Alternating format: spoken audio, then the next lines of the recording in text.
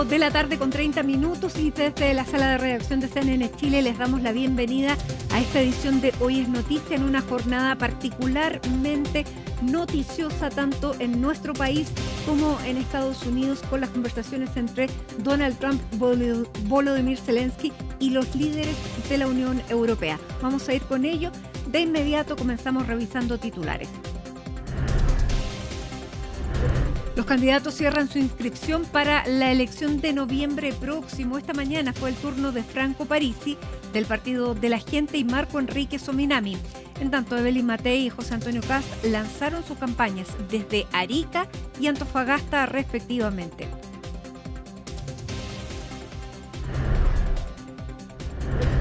Janet Jara confirmó que el aborto libre no estará en su programa de gobierno debido a las diferencias con la democracia cristiana.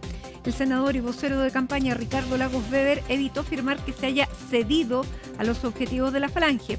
Desde el Frente Amplio dijeron que insistirán en que la interrupción del embarazo a todo evento se incorpore a la agenda de la candidata del oficialismo. La actividad económica creció un 3,1% entre abril y junio en comparación a igual periodo del año anterior, según informó el Banco Central. El incremento se debe a una mayor demanda interna, donde destacó la contribución de la inversión. Desde el gobierno destacaron que este año habrá un crecimiento mayor al pronosticado, el que se sostendrá en el dinamismo de las exportaciones y la inversión. Y terminó la reunión entre el presidente de Estados Unidos, Donald Trump, y su par, Volodymyr Zelensky, en Washington. En el encuentro se abordó la posibilidad de concesiones territoriales por parte de Ucrania para alcanzar un eventual acuerdo que ponga fin a la invasión iniciada por Rusia. Y en el deporte no pudo concretarse la salida de Jorge Almirón de Colo-Colo, y es que pese a que Aníbal Mosa, presidente de Blanco y Negro, logró un acuerdo con el técnico, el bloque vial no se presentó en la reunión extraordinaria de directorio donde debía referirse a la negociación. Por ahora el argentino sigue en la banca del Cacique.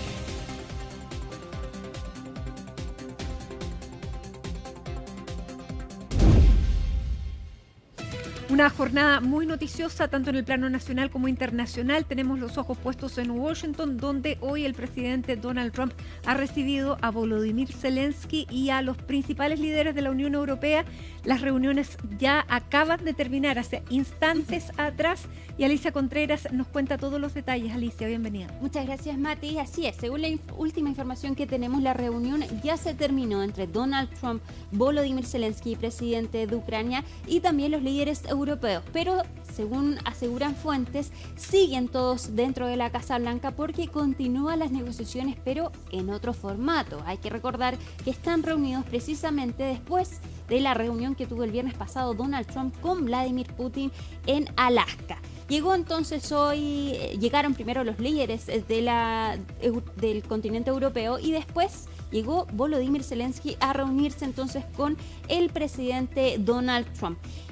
Primero, respecto de esta reunión con los líderes europeos ya más ampliada, en un inicio hablaron con los reporteros previo a entrar a esta cita y ahí los líderes europeos elogiaron al mandatario estadounidense, pero sutilmente le repitieron en distintas ocasiones que apoyar la paz significa apoyar a Ucrania. Esto después de la cercanía que se vio el viernes pasado entre Donald Trump y Vladimir Putin. Y acá también Donald Trump, previa a esta cita, dijo que su objetivo para esta jornada es lograr una reunión trilateral entre Vladimir Putin, Volodymyr Zelensky y el mismo Donald Trump. De hecho, ahí tenemos las imágenes entonces de la reunión previa a la cita entonces con los líderes europeos, que les recordamos ya se terminó, pero siguen entonces en la Casa Blanca. También ahí está la mesa con todos los líderes. Asimismo. Y también se informó que al parecer, el mandatario Donald Trump suspendió en un momento la cita para llamar a Vladimir Putin. Al parecer, los líderes europeos no estuvieron presentes en este intercambio con Vladimir Putin, pero ya lo había dicho Donald Trump que él pretendía llamar al presidente ruso después de que finalizara esta reunión. Escuchemos lo que dijo Donald Trump y Volodymyr Zelensky antes de la cita entonces con los líderes europeos. and I have a feeling you and President Putin are going to work something out. Ultimately, this is a decision that can only be made by President Zelensky and by the people of Ukraine working also together in agreement with President Putin. And I just think that's very good things are going to come of it. And we spoke about very sensitive points. The first one is security guarantees, and we are very happy with President that all the leaders are here, and the security in Ukraine depends on the United States and on you and on those leaders who are with us. This is very important that the United States gives such strong signal and is ready for security guarantees. Ya, Ucrania está siendo muy exigente con lograr garantías de seguridad para que después entonces Rusia no, si es que se logra un acuerdo para terminar esta guerra, no continúe entonces con el conflicto. Porque lo mismo se había dicho sobre Crimea en el 2014, que Rusia no iba a tener más ambiciones territoriales y vemos lo que ha pasado. Por lo tanto, la seguridad territorial para Ucrania es muy importante y también así lo entienden los líderes europeos, que no solamente es Ucrania, sino que está toda Europa detrás de Ucrania, porque lo mismo puede pasar con cualquiera de ellos. Exacto. Ahora, los líderes siguen en este momento en la Casa Blanca, se dice que están negociando en otro formato, pero siguen. Está teniendo ahora un encuentro el presidente Trump con el presidente Zelensky, pero hay varios puntos que son bien importantes. Uno es el cese al fuego. Si va a haber un acuerdo de paz primero con cese al fuego o sin cese al fuego primero. Bueno, el canciller alemán dijo que no podía, que él no se imaginaba un acuerdo sin un previo cese al fuego, por ejemplo. Exactamente, de hecho, previa a la reunión de Alaska entre Vladimir Putin y Donald Trump iba con el objetivo de lograr un alto al fuego, eso era lo que él quería. Sin embargo, después de esta cita, Donald Trump habla que más allá de lograr un alto al fuego, él quiere lograr un acuerdo de paz, lo que por supuesto alargaría mucho más este proceso, y es por eso que los líderes europeos apuntan a un alto al fuego. Donald Trump hoy día volvió a insistir en que él no le parece necesario este cese de las hostilidades. Además, en esta cita, este día también, ahí vemos las imágenes, Volodymyr Zelensky fue recibido por Donald Trump. Bueno, el tono fue muy distinto al de la última vez que se habían reunido en febrero pasado. A eso apuntaba, fue muy distinto a lo que ocurrió entonces hace 6 meses, se vio un poco de complicidad. De hecho, Zelensky además fue con un traje. Se le había pedido que fuera con traje. Esa fue una petición de la Casa Blanca a la que finalmente accedió Volodymyr Zelensky. No usó corbata, usó un traje negro con una camisa, porque recordemos que él se negaba a usar un traje porque él decía que él es un hombre que está en un país en guerra, por lo tanto esa es la señal que él lleva al mundo, que él es el jefe de un estado que está en guerra. Pero fue con una chaqueta más formal, con una camisa negra, pero básicamente, claro, un poco más elegante, pero con el mismo estilo de traje. Pero hubo complicidad. Exacto, también Volodymyr Zelensky llegó con una carta de su esposa para la esposa de Donald Trump, porque el fin de semana Melania Trump, la esposa de Donald Trump, le envió una carta a Vladimir Putin, donde entonces habló sobre el sufrimiento de estos niños que fueron trasladados desde Ucrania hasta Rusia, separados de sus padres, y que esa es la razón por la que Vladimir Putin tiene una orden de captura de parte de la Corte Penal Internacional. Ahora, eso se dio en un tono simpático, porque cuando Zelensky le entrega la carta a Donald Trump, le dice: no es para usted, es para su señora. Los analistas dicen que no hay que mirar a la ligera esta carta por parte de las esposas, porque también puede hablar entonces de un tono diplomático bien importante que se puede lograr entonces en esa cita. También quiero volver al tema de las garantías de seguridad. Para Ucrania entonces es muy importante este tema, pero se habla desde Europa de lograr unas garantías de seguridad al estilo del artículo 5 de la OTAN, que es básicamente el artículo que dice que si un país miembro de la OTAN es atacado, todos deben responder entonces de la misma manera. Claro, porque una de las exigencias de Vladimir Putin es que Ucrania no sea parte de la OTAN. Exactamente, eso lo ha dicho Vladimir Putin y se lo dijo a Donald Trump el viernes pasado. Y ayer Donald Trump hizo un comentario en su red social Truth Social donde volvió a insistir que Ucrania tiene que dejar sus ambiciones de ser parte de la OTAN, que eso ya no es algo negociable. Sin embargo, hoy Europa insiste entonces en este tema de las garantías de seguridad y Donald Trump tampoco ha descartado enviar tropas a Ucrania, pero es algo que de todas maneras Vladimir Putin rechaza completamente. Escuchemos lo que dijo Donald Trump y Volodymyr Zelensky, pero previo a su cita entre ambos. We need to stop this war, to stop Russia, and we need support American and European partners. And we will do our best for this. I think we show that we are strong people, and we supported the idea of the United States, of personally of President Trump, to stop this war, to make a diplomatic way of finishing this war. And we are ready for trilateral, as President said. This is a good signal about trilateral. I think this is very good. We're going to have a meeting. I think if everything works out well today, we'll have a trilat. And I think there will be a reasonable chance of ending the war when we do that. The war is going to end. When it ends, I can't tell you, but the war is going to end, and this gentleman wants it to end, and Vladimir Putin wants it to end. I think the whole world is tired of it, and we're going to get it ended. It was, I've done 6 wars. I've ended 6 wars, and I thought this maybe would be the easiest one, and it's not the easiest one. It's a tough one. And I just spoke to President Putin indirectly, and we're going to have a phone call right after these meetings today. Y ahí no hay que olvidar que esta reunión nace a raíz del encuentro del viernes pasado entre Vladimir Putin y Donald Trump que se realizó en Alaska, donde los analistas concuerdan que acá el gran ganador de esta cita fue precisamente el presidente ruso. Tenemos las imágenes entonces del recibimiento que le realiza Donald Trump a Vladimir Putin con una alfombra roja. Se saludan ambos en territorio estadounidense, lo recibe también el avión ruso, fue escoltado con los bombarderos B-2 que utilizó Donald Trump en los ataques a Irán, y posterior a esto se van juntos en el auto presidencial, se van riendo, van sin intérpretes, y después de esto tienen su cita donde finalmente, según lo que ha trascendido respecto de lo que ha dicho Donald Trump a los funcionarios europeos, acá el presidente ruso en esta cita expuso su exigencia entonces de este intercambio de territorios y que Ucrania finalmente ceda su región oriental del Donbass. Actualmente Rusia tiene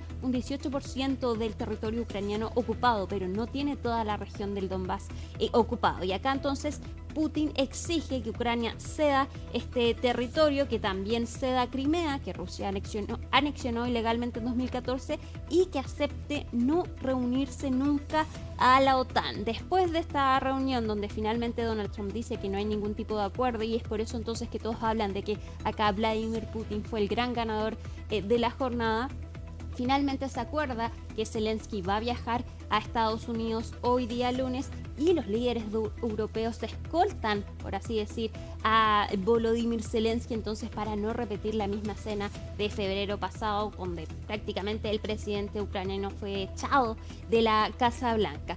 Sigue entonces, la reunión ya se terminó, pero continúan entonces todos los presentes en la Casa Blanca, los líderes europeos, el presidente ucraniano, y al parecer siguen las negociaciones en otro tipo de formato. Ya Donald Trump habló con Vladimir Putin para contarle lo que pasó en esta reunión con los líderes europeos, y la postura tanto de Ucrania como de Europa entonces es no ceder territorios y también tener garantías de seguridad para un eventual futuro después de esta guerra. Muy bien. Vamos a seguir conversando, Alicia, pero a esta hora vamos a tomar contacto con Paulina Astroza, abogada experta en Derecho Internacional y con una expertise especial en Europa. Paulina, muchísimas gracias por este contacto. Muy buenas tardes. Buenas tardes, Matilde. Un gusto saludarte. Bueno, sabemos que tienes una moderación importante de un seminario, pero queremos ir rápidamente al punto. ¿Cómo viste este encuentro en que Donald Trump recibe a Volodymyr Zelensky, quien además no va solo, sino que va con los líderes más importantes de la Unión Europea? ¿Qué podemos colegir de todo lo que hemos visto en los últimos minutos? Estamos frente a un nuevo tipo de negociación diplomática que no es la típica que estábamos acostumbrados en el pasado. Y esto fundamentalmente porque nos encontramos ante el presidente de Estados Unidos, que es bastante particular en cuanto a cómo manejar los conflictos internacionales. Creo que la reunión del día viernes fue bastante patética desde el punto de vista de la posición del presidente Trump y que tenía que de alguna manera reivindicarse en esta reunión, pero está claro que aunque sea la superpotencia, no lo puede hacer solo, menos aún cuando se trata de territorio europeo y en el cual estaba dejando absolutamente de lado a los países europeos, a la OTAN, y también está dejando de lado en la reunión anterior al presidente Zelensky, así como a las propias Naciones Unidas. Creo que, y lo comentamos, creo, Matilde, desde el inicio de esta incursión armada, en que cualquier viso o vía de solución tenía que ser a nivel multilateral, con muchos actores, y por muchos deseos que tenga el presidente Trump de ganarse un punto a favor, necesita también de otros actores que hoy día sí se hicieron presentes en la Casa Blanca. Ahora, hay varios puntos que son intransables para Vladimir Putin, que tampoco pueden ser aceptables para la Unión Europea ni para Ucrania. Por ejemplo, uno es que no se habla de un cese al fuego hasta que no haya un acuerdo de paz. Básicamente se quiere seguir en combate. De hecho, el mismo día de hoy ha habido bajas en Ucrania, incluso una menor de 16 años, y Putin no quiere parar las hostilidades. Número dos, se insiste en que Ucrania no puede ser parte de la OTAN. ¿Y cómo se garantiza la seguridad de Ucrania si no es parte de la OTAN? Y el tercero es el tema de los territorios. ¿Qué va a pasar con los territorios que Ucrania ha perdido y ha recuperado? ¿Con qué se va a quedar conforme Rusia? ¿Crees que pueda haber efectivamente acuerdo en alguno de estos tres puntos al menos? Yo te agregaría un cuarto que es muy importante y que los europeos, en especial tanto Volodymyr Zelensky como el presidente Macron, insistieron mucho y que a veces lo olvidamos, y que es el tema de las adopciones ilegales También de niños y niñas ucranianas. Ese es un punto súper importante porque recordemos que Vladimir Putin, junto con la que podríamos denominar la defensora de la niñez de Rusia, ambos están con mandato de arresto internacional por parte de la Corte Penal Internacional, justamente por estos crímenes que se califican crímenes de guerra. Entonces, son más de los puntos que tú señalaste, y en todos los cuales yo veo muchísima dificultad. Desde el primer momento hemos sabido que Crimea es un territorio al cual ninguno de los dos quiere ceder, además que fue adquirido por medio de una anexión contraria al derecho internacional. Por lo tanto, renunciar a ese territorio sería aceptar nuevamente en el derecho internacional el que un Estado pudiera, por medio de la fuerza, adquirir un territorio de otro Estado y validarlo. Y eso es súper peligroso, sobre todo cuando estamos hablando en un mundo hoy día en el cual hay tantos problemas entre vecinos y justamente por temas territoriales. Bueno, ese es el porqué del respaldo y por el que Volodymyr Zelensky no va solo a reunirse con Donald Trump. Por supuesto, porque Ucrania hoy día pasa a ser un elemento de la esencia del propio continente europeo y en particular de la Unión Europea. O sea, la seguridad de Europa, y por eso está Mark Rutte, que antes era el primer ministro de Países Bajos y hoy día el secretario general de la OTAN, está porque la seguridad del continente, la seguridad de Europa, depende mucho de lo que pase del arreglo en Ucrania. Porque hoy día, ¿quién está siendo, digamos, el principal adversario, la principal amenaza de la OTAN? Es justamente Rusia, y el presidente de los Estados Unidos lo trata, como fue el día viernes pasado, con una alfombra roja, aplaudiéndolo, halagándolo y tratándolo y llevándolo a un plano internacional como si no fuera un agresor hoy día y un violador del derecho internacional en un tema tan importante como es el de la soberanía territorial, como es el uso de la fuerza, y como tú lo decías, en el cual sigue atacando mientras estaban en reunión, seguía atacando. Por lo tanto, ¿qué voluntad de paz tiene el presidente Putin y qué voluntad tiene realmente de llegar a un acuerdo si sigue atacando? Está también lo que tú señalabas respecto a la seguridad que quiere Ucrania, pero no solamente Ucrania, sino también Europa, que Rusia no vaya a atacar ni a Ucrania ni a otros países que sean europeos, pero que al mismo tiempo sean parte de la OTAN.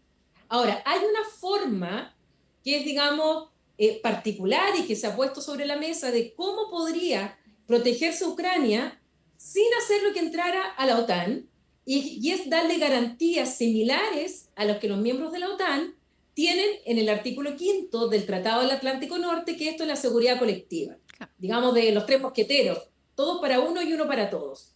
Que garantías de ese tipo se le reconocieron a Ucrania y que por lo tanto, sin ser parte de la OTAN, si es que lo atacaran, sería como atacar a los estados garantes de esta seguridad de Ucrania.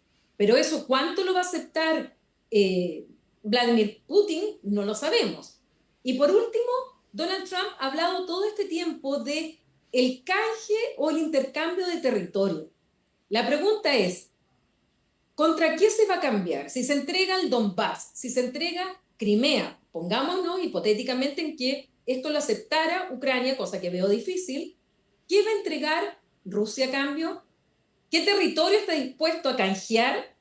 Yo tampoco lo veo claro porque Putin nunca ha hablado de intercambio de territorio, de canje territorial. Quien ha hablado de eso ha sido Trump, porque Trump lo que quiere es un acuerdo a toda costa para ganarse un punto político, tal como ha señalado en las reuniones de hoy día, que según él ha resuelto la guerra en 6 casos y que este le ha sido mucho más difícil, pero él quiere ganarse el punto de ser finalmente aquel que llega a este acuerdo, cosa que yo veo bastante difícil por lo que hemos conversado. Bueno, de hecho pone en manos de Volodymyr Zelensky la posibilidad de terminar o no con esta guerra, porque le dice, bueno, usted es el que tiene la potestad de aceptar ceder el territorio a cambio de paz. Y eso nunca ha estado sobre la mesa por la misma constitución ucraniana que impide ceder territorio. Bueno, recordemos que esto partió hace ya bastante tiempo, el 2014, con el Euromaidán, cuando se produce justamente este plebiscito, que fue bastante falso, sin garantías democráticas, en Crimea, y luego pidieron su anexión a la Federación Rusa, por un lado, y por otro lado también lo que pasó con el Donbass, en lo que pasa con Donetsk y Lugansk, que declararon su independencia unilateral de Ucrania. Y eso está prohibido por la constitución ucraniana, efectivamente. Y lo que hizo después, cuando ya había intervenido militarmente Vladimir Putin, lo que hizo fue anexarse tanto Lugansk como Donetsk. Y eso viola el derecho internacional. Por lo tanto, no solamente que se violen normas del derecho nacional de Ucrania, sino que también el derecho internacional, porque desde justamente la actividad a la que voy a estar ahora, se conmemoran los 80 años, vamos a conmemorar los 80 años de la creación de las Naciones Unidas, y lo digo porque el artículo 2, parágrafo 4, establece la prohibición del uso y amenaza del uso de la fuerza en las relaciones internacionales. Y esto implica que la adquisición de territorio por medio de la fuerza está prohibida por el derecho internacional. Y sin embargo, lo que hace el presidente Trump es poner en el agredido, en la víctima, el peso de la resolución del conflicto, entregando Crimea y comprometiéndose a no entrar en la OTAN. Creo que son dos condiciones que son bastante difíciles, si no imposibles de aceptar, por aceptar tanto por Ucrania, por el resto de los países de Europa, pero por otro lado bastante injusto desde el punto de vista del derecho internacional y un pésimo precedente de que se acepte esta forma, porque tal como lo dijo el presidente Boric, en una de las intervenciones a nivel internacional cuando apoyó a Ucrania, hoy día puede ser Ucrania, pero mañana puede ser otro Estado, y el argumento que se puede utilizar puede ser perfectamente el mismo que está utilizando hoy día el presidente Putin, avalado por el presidente Trump. Ahora, en la jornada de hoy, Paulina, lo que se ve es a un Donald Trump que recibe en su casa, en la Casa Blanca, a Volodymyr Zelensky en un tono bastante más amistoso que la última vez que se reunieron en febrero pasado, en que básicamente prácticamente lo terminaron sacando de la Casa Blanca. Y recibe también a estos líderes europeos que son los líderes de los países más fuertes económicamente y militarmente. Y los líderes le agradecen el compromiso de Estados Unidos con la seguridad de Ucrania. ¿Lo pusieron en su propia casa contra la pared a Donald Trump al, entre comillas, agradecer este compromiso?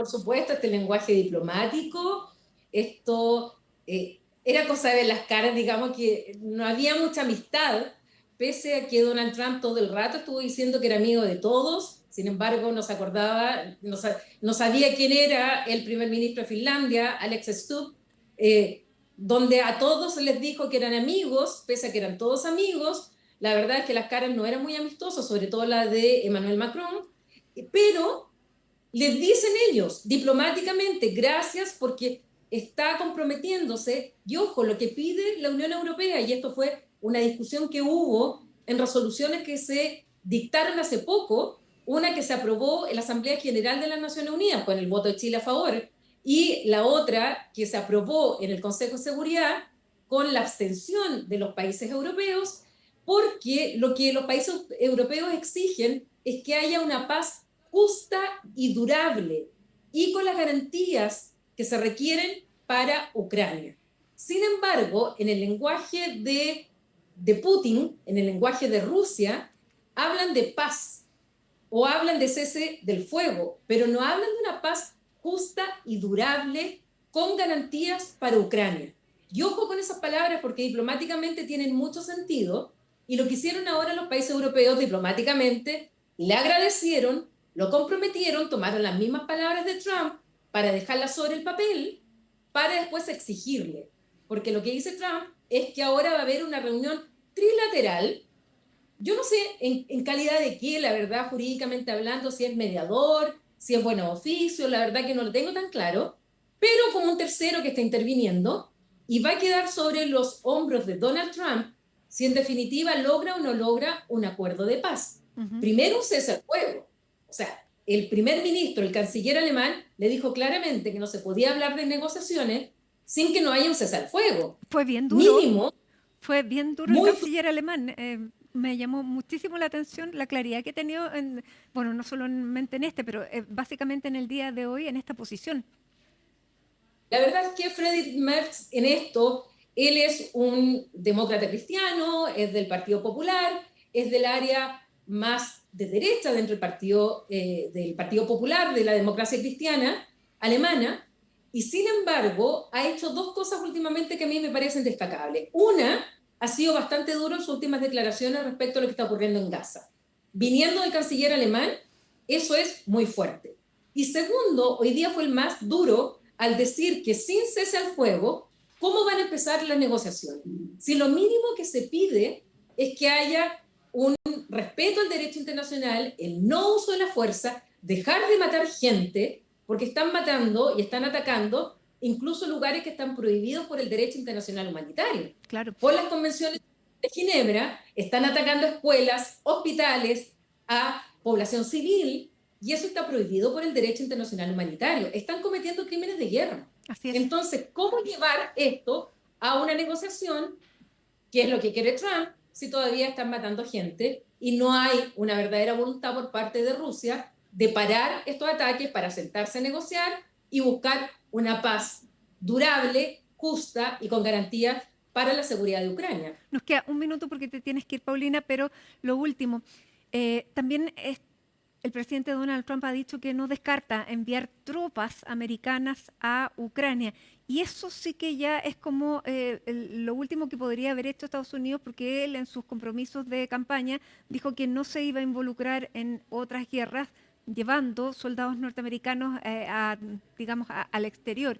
Si eso fuera así, estaría incumpliendo esta promesa, pero también estaría contraviniendo una de las condiciones que puso Vladimir Putin de que en suelo ucraniano no podía haber soldados extranjeros.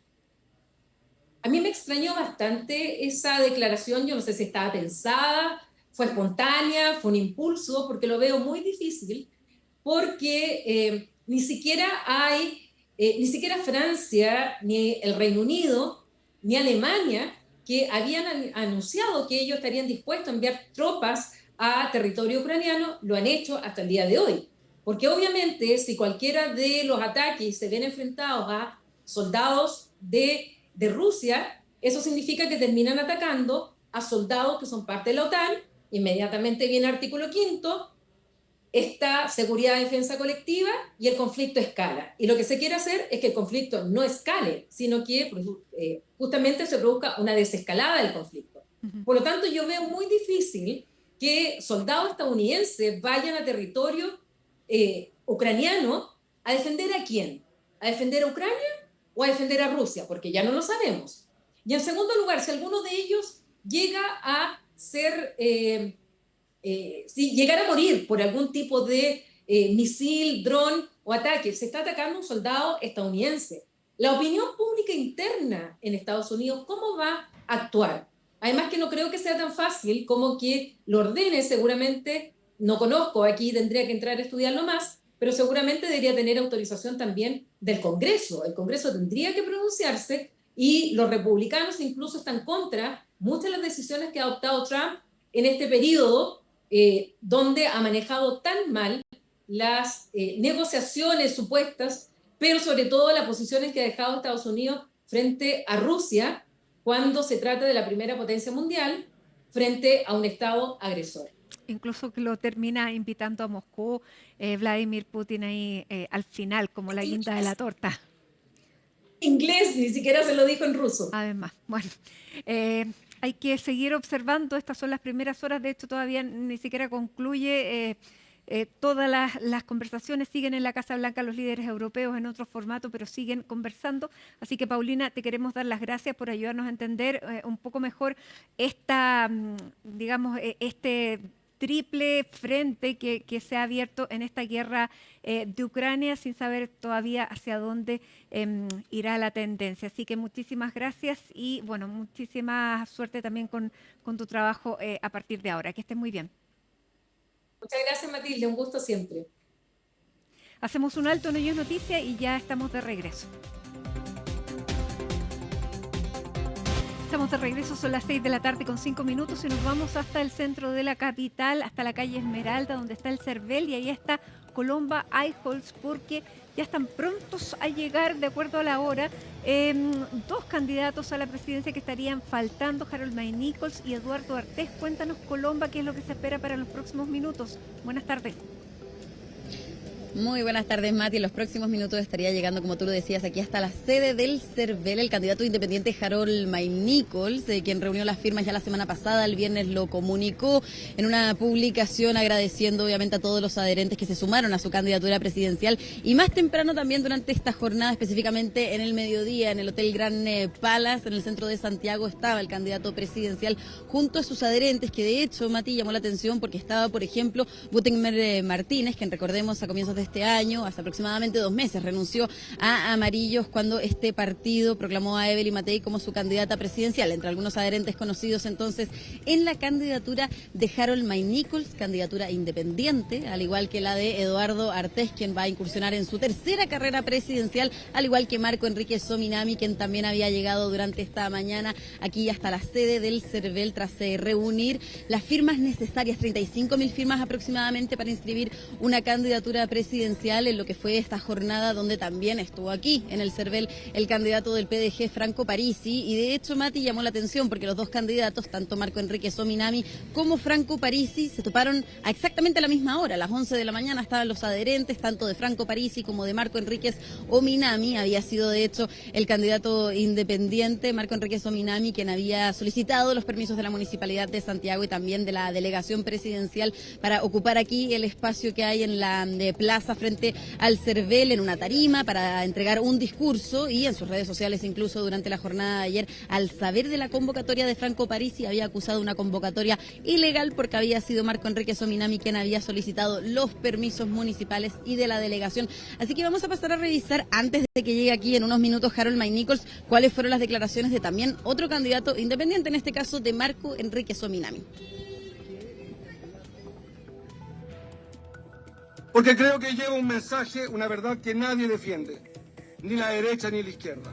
He elegido seguir nuestro camino, el camino propio, un camino de ideal y de justicia, pero también de pragmatismo. Una voluntad de compartir una visión de todos sin ser jamás rehén de nadie. Algunos dirán que esto es orgullo, yo lo veo como fidelidad. A la derecha y a la izquierda hicieron todo para apartarnos, reducirnos al silencio, borrarnos del debate, excluirnos de una primaria, 15 años de desprestigio sistemático, de juicios infundados, de difamación organizada. Y hoy, cuando nuestro modelo económico y social está agotado y debe reinvertirse, ciertamente no es el momento de renunciar. Se quieren repintar los años 80 como un gran momento. Y no fue la era de oro. Chile se transformó en un chivo expiatorio y el Estado en un chivo expiatorio del debate. Claro, un discurso con críticas no solamente al actual gobierno, sino a gobiernos anteriores, en donde recordemos también Marco Enríquez Ominami estuvo presente en las elecciones de todos esos gobiernos. De hecho, desde el 2009, cuando fue la primera carrera presidencial de Marco Enríquez Ominami, en ese entonces como independiente, al igual que ahora el 2025, luego hubo 4 carreras presidenciales que se incluye entonces esta quinta incursión para llegar a la moneda. Lo mismo que ocurre con Franco Parisi, que es la tercera vez que se postula al cargo de presidente de la República, esta vez apoyado obviamente por su partido político, el Partido de la Gente, que decía también Franco Parisi estaría ya disponible y en pocas horas se sabría que va a llevar en el Partido de la Gente la lista de ese conglomerado a aproximadamente 15 candidatos al Congreso, dentro de los cuales está también la actual diputada Pamela Giles. Así que también vamos a pasar a revisar cuáles fueron esas declaraciones de Franco Parisi, el candidato del Partido de la Gente, antes de poder hablar, ahora que está llegando Harold May Nichols. Así que pasemos a revisar brevemente las declaraciones de Franco Parisi. El sello muy franco y directo es contra el establishment. Los partidos políticos se han hecho millonarios. No queremos más pymes en la política, no más pago por voto. Realmente ya es obsceno lo que está ocurriendo, no más pago por voto. La mansión que tiene el republicano, la mansión de la UDI, la mansión del Partido Comunista, la mansión del Partido Socialista, y la gente no tiene casa, se han reído de la clase media. Nosotros representamos la clase media. La colusión de las encuestadoras nos dan 4%, 12%, estamos sobre el 18%. Vamos a pasar a segunda vuelta. Bueno, ahí está entonces la entrada, Mati, de Harold May Nichols al CERVEL para inscribir su candidatura presidencial. Esto es algo breve, solamente un trámite que tienen que hacer los candidatos, ¿no es cierto?, al interior de la sede del CERVEL, así que esperamos que en unos segundos pueda salir Harold May Nichols a entregar declaraciones a la prensa en una candidatura que Mati, él dice, es totalmente de centro, que no se siente identificado ni con la oposición ni con el oficialismo. Se le ha preguntado, de hecho, con quién va a gobernar y, como te decía, llama la atención porque hemos visto a algunos exdirigentes como Gutenberg Martínez estar en este acto de campaña que ya es parte, ¿no es cierto?, de su lanzamiento de campaña, como también vimos el de José Antonio Cast, el de Evelyn Matei en regiones de nuestro país. Y Harold May Nichols, Mati, justamente hay que decirlo, fue presidente de la NFP, él pretende también gobernar desde el centro político, no ha sido tan crítico, podríamos decir, con los candidatos presidenciales como obviamente sí lo han sido los abanderados unos con otros, ¿no es cierto? Hoy también primaban las críticas hacia Janet Jara en el discurso de José Antonio Cast, mientras que Evelyn Matei también hacía un llamado al Partido Republicano para poder lograr los pactos de omisión que se están negociando, porque también hay que decirlo, Mati,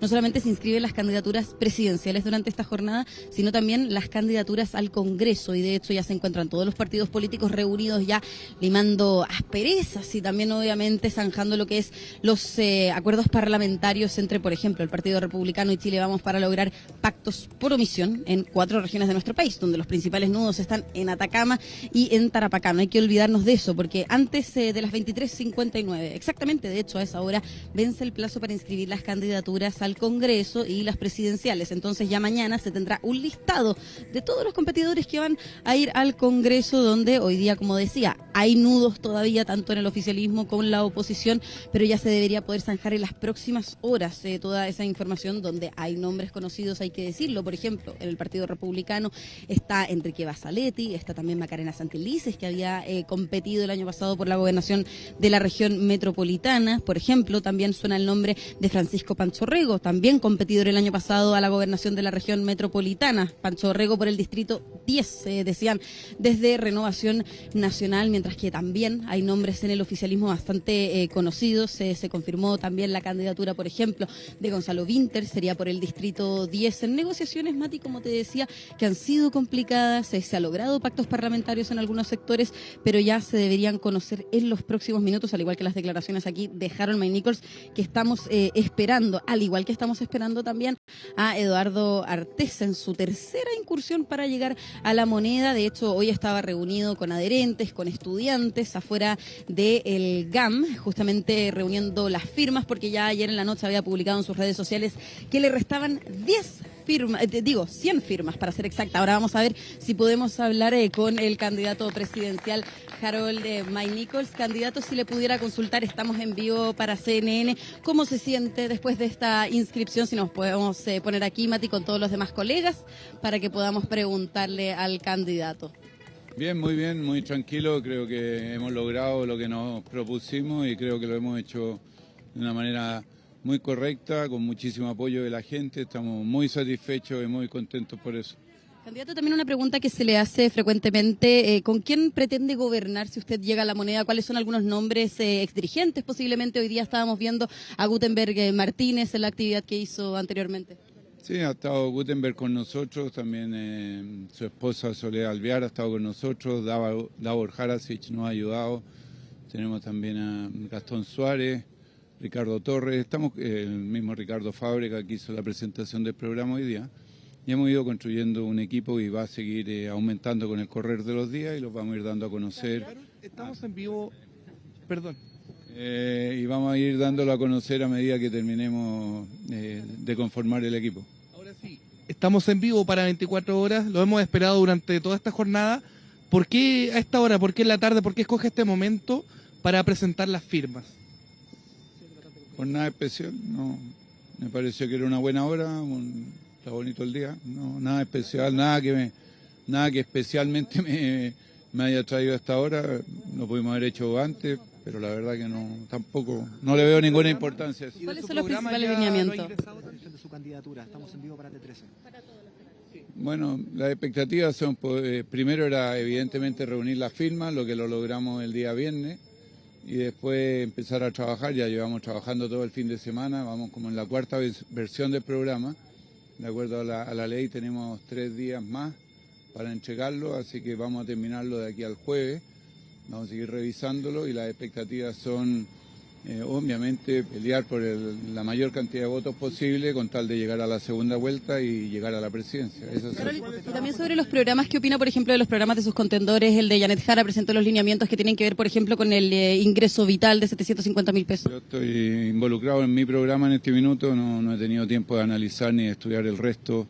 Estoy haciendo el mismo. ¿Qué nos puede adelantar de su programa? Bueno, lo que hemos venido diciendo de nuestro programa, en primer lugar, la seguridad como un todo, seguridad pública y seguridad ciudadana, pero también seguridad en salud, en educación, en vivienda, en jurídica, seguridad para los inversionistas. Y después eso que se sustenta en 4 pilares que estamos desarrollando, que es la educación, el desatar el crecimiento en todo el sistema económico, la salud y finalmente la vivienda. Harold, en el fútbol se usa harto la cábala. ¿Cuál va a ser la cábala de Harold May Nichols? Yo creo que hacer las cosas a las 6 de la tarde, tenemos buena cobertura, un lindo día, yo creo que eso puede ser una buena idea. ¿Y cuál sería la mayor goleada que espera usted para esta campaña? No, yo ganando 1-0 te dan los mismos 3 puntos que ganando por goleada. Y hablando de puntaje, ¿cuántas firmas tuvo? 35.600 y algo, más 1.003 que por notario. ¿Qué expectativa tiene de su rendimiento electoral a propósito de las encuestas que tienen a otros nombres que sí estarían punteando? Bueno, tenemos que trabajar más, tenemos que repuntar evidentemente nuestras expectativas, ya lo dije, sumar la mayor cantidad de votos posible, llegar a segunda vuelta y ahí lograr el objetivo. Y hay que trabajar muchísimo más, con muchísimo más fuerza, para poder repuntar en lo que hoy día son las encuestas, lo mismo que dije hoy día en la mañana. Son las palabras de Harold May Nichols, quien acaba de inscribir su candidatura en el CERVEL, su candidatura a la presidencia de la República, una vez conseguidas las firmas necesarias para cumplir con este proceso. Y durante esta mañana seguimos hablando de la presentación de los programas de los candidatos. Esta mañana fue Janet Jara quien presentó los principales lineamientos de lo que va a ser su programa junto a sus voceros. Se descartó que el aborto sin causales estuviera dentro de estas propuestas. Vamos a tomar contacto con Macarena Román para conocer todos los detalles. Hola Maca, buenas tardes. Hola Mati, ¿cómo estás? Muy buenas tardes. Claro, en esta jornada marcada por las inscripciones también hubo desplazamientos de los candidatos presidenciales. Por ejemplo, en el norte de nuestro país, en específico en Arica y Parinacota, estuvo presente Evelyn Matei, la candidata presidencial de Chile Vamos, cierto, de Demócratas y también de Amarillo, quien, entre otras cosas, entregó lineamientos respecto a los alcances que busca llegar, cierto, en materia de las fronteras. Por otro lado, en Antofagasta, un poco más hacia, cierto, el centro de nuestro país, pero también bien al norte, estuvo el candidato presidencial del Partido Republicano y Social Cristiano, José Antonio Kast, quien lanzó de manera oficial su candidatura y estuvo también bien crítico respecto al gobierno y, ojo, también a su adversaria del Partido Comunista, la candidata Janet Jara. Por otro lado, justamente la ex ministra del Trabajo estuvo presente aquí en la región metropolitana. Primero se juntó con la CPC y donde se le entregó un informe elaborado por 80 empresarios y también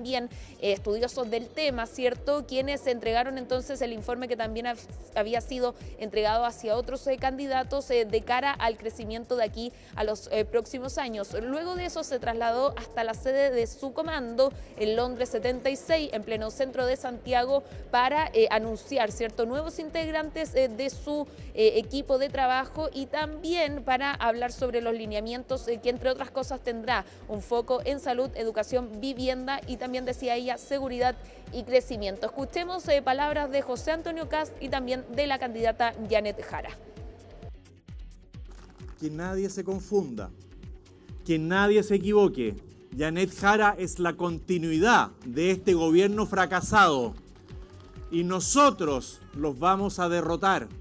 Los vamos a derrotar con la fuerza de los chilenos, con la fuerza que llevamos en el corazón de cada uno de nosotros, con la fuerza de la honestidad, la transparencia y la verdad. Nosotros vamos a terminar con la impunidad de este gobierno, porque Chile no está condenado al fracaso. Mire, yo creo que lo que la gente espera de los que aspiramos a conducir la presidencia es que ojalá les podamos dar solución a sus problemas. No sé más que decirle la verdad, las palabras de Kast no le encuentro mucho sentido. Es un tema de él y él verá cómo se relaciona con quién es otra candidata y que me parece que me merezco el mismo respeto que todos. Pero bueno, es un tema de él, ¿no? Esos temas son más de quien los emite que de quien los recibe. Bueno, ahí escuchábamos, ¿cierto?, algunas críticas y la respuesta de la candidata Janet Jara. Por otro lado, también habló, ya lo decíamos, Evelyn Matei, ¿cierto?, quien estuvo también en el norte de nuestro país y que estará visitando a lo largo de Chile también diferentes ciudades a raíz de que comienza el tiempo de cara a la elección presidencial del 16 de noviembre. ¿Qué dijo? Entre otras cosas, se le pregunta por su eventual respaldo en segunda vuelta en caso que ella no saliera electa, ¿cierto?, y que sí lo hiciera José Antonio Kast junto a Janet Jara. Se le pregunta si está dispuesta a respaldar a José Antonio Kast y ella no dice ni sí ni no lo descarta ni lo confirma y dice algo bien interesante que vamos a pasar a escuchar de inmediato y que, ojo, porque no cierra la puerta totalmente a entregarle un respaldo eventual a José Antonio Kast. Hay una segunda vuelta, nosotros llamamos a primarias amplias. Obviamente que no quisieron varios sectores que ustedes conocen y yo no me pongo en ese lugar, yo voy a pasar a la segunda vuelta. Mire, yo no estoy en eso, están los partidos, pero obviamente que hay un llamado a ser responsables hacia nuestro país. Nosotros nos estamos jugando el futuro de nuestro país. El crimen organizado ya ha penetrado mucho en nuestras instituciones. Hemos visto corrupción, hemos visto problemas en diversas instituciones en Chile. Y el tema es que necesitamos muchos diputados y senadores para poder tener las leyes necesarias para luchar en contra del crimen organizado. Y eso obviamente que se logra mucho mejor cuando estamos totalmente organizados.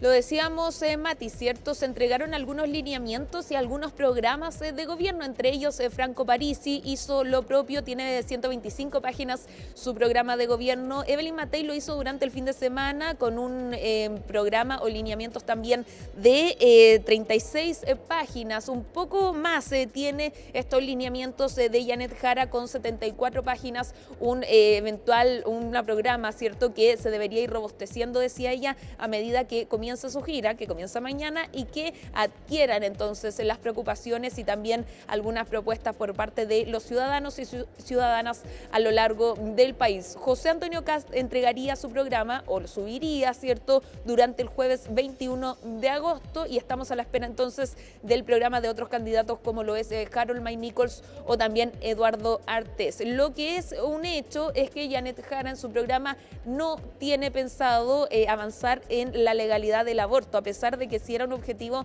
de la primaria presidencial. Esta vez dieron un paso hacia atrás y dijeron nos vamos a quedar solamente con el aborto en 3 causales, considerando que en el Congreso se está legislando un proyecto, ¿cierto?, para ampliar esta facultad, mientras la Democracia Cristiana pedía y solicitaba, ¿cierto?, que no se llevara como un objetivo claro en el programa, porque ellos no estaban de acuerdo con avanzar en esta materia. Escuchemos justamente parte de algunas declaraciones respecto a este tema. Esta puntualización, o bien en el programa después, ¿no estaría el aborto libre como un compromiso de Janet Jara? Yo no está en eso, porque eso es una cosa en que nosotros como DC tenemos distintas visiones al interior del partido. Como he señalado, nosotros somos una amplia alianza de centroizquierda en Chile. Yo creo que es muy fácil cuando se trata a veces de un candidato único con un partido único que lleva 12 años siendo candidato como Kast, en mi caso con 1 mes y medio de candidata y con 9 partidos que me apoyan, es evidente que nos vamos a concentrar en lo que nos une. Y en temas valóricos entendemos que hay una diferencia con la Democracia Cristiana, así que es un tema que en este programa no se va a abordar. Nosotros como Frente Amplio siempre vamos a tener el elemento del feminismo y también de los derechos sexuales y reproductivos como una parte central de nuestro proyecto, por lo tanto vamos a seguir buscando todas las instancias para que este se incorpore. Sabemos que es una discusión programática entre muchos partidos, pero es parte de las definiciones estructurales de nuestro partido, por lo tanto evidentemente vamos a seguir empujándolo en todos los espacios que sea necesario. O sea, ¿era necesario quizás que estuviera hoy día en estos primeros lineamientos programáticos? No, esa es una definición de la candidata. Nosotros aportamos como Frente Amplio en todas las definiciones que se vayan a tomar e insisto que esa es una definición partidaria. Luego lo que defina la candidata, el programa, el proyecto, es algo que queda todavía pendiente. ¿Pero se está cediendo ante la ADC? Como les acabo de decir, mi propuesta como Frente Amplio es que el aborto libre sea uno de los elementos centrales. Sé que eso es parte de una discusión con otros partidos y por lo tanto no voy a hacer de esto una polémica. Esto es parte de la estructura programática de nuestro partido y por lo tanto lo vamos a poner a disposición en todos los espacios que sea necesario. Con eso entonces distintas percepciones acerca del aborto legal. Se cierra de alguna forma esta jornada en las primeras horas de inscripción, ¿cierto? Con el vencimiento ya al límite, esperando que sean las 23:59 para que cierre este plazo legal. De aquí hasta el jueves se pueden inscribir cada una de las, o ingresar más bien los documentos de las candidaturas, tanto a la Cámara de Diputados como al Senado, que ojo, hay ciertos nudos, ¿cierto?, que se deben disolver de aquí a las próximas horas. Lo que se espera entonces es que hasta el jueves se ingresen los documentos y que luego el CERVEL ratifique, ¿cierto?, las candidaturas tanto del oficialismo como también las de la oposición y quienes van como candidatos independientes. Bien, Macarena, seguimos atentos entonces a todo ello y, por cierto, junto a Colomba Eichholz en la sede del CERVEL. Muchas gracias. Y se han producido diversas novedades en el plano policial porque se ha dado también con el autor, uno de los autores que proporcionaron las armas para matar al rey de Meix, para asesinarlo, pero durante las últimas horas también hemos conocido de las tareas para extraditar desde Colombia a Alberto Mejía, el que estamos viendo en imágenes, uno de los presuntos sicarios del empresario del barrio Meix. Aquí está con nosotros Miguel Ángel Araya para conocer más detalles de todo lo que han sido estas últimas horas, bueno, la extradición luego de esta captura y también finalmente la detención de quien proporcionó las armas, quien fue el contacto con el autor intelectual. Cuéntanos, Miguel Ángel. Muy buenas tardes, Matilde, un gusto en saludarte a ti y a quienes nos ven a esta hora.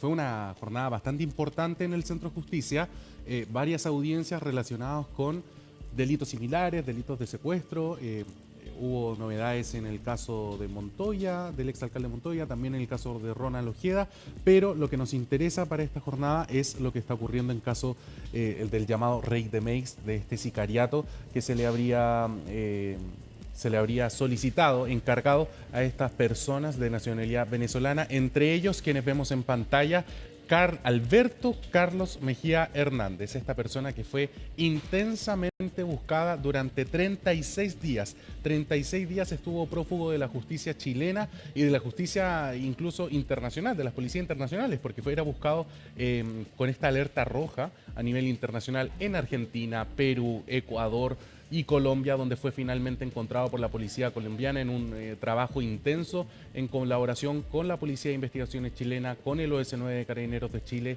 y también con Interpol. Por lo tanto, fue un golpe bastante duro el que dio la justicia y la policía chilena y también la policía colombiana, que logra dar entonces con la detención de este hombre. Usted lo ve en las imágenes, totalmente distinto a lo que era la foto que se le había... ¿Se había teñido el pelo ese mismo día? Se tiñó el pelo. Uno lo asocia a con que quería pasar desapercibido. Pero con ese tatuaje es imposible pasar desapercibido.